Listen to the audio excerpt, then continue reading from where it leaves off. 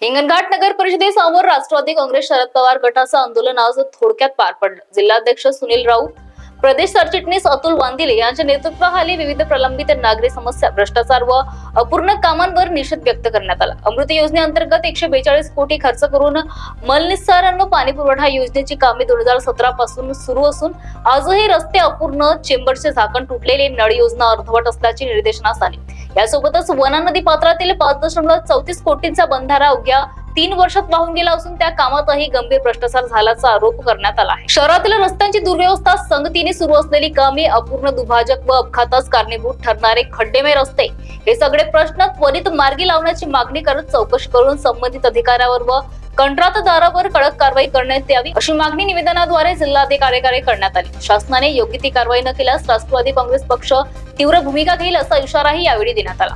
Maharashtra TV 24 करिता संतोष देशमुख, वर्धा।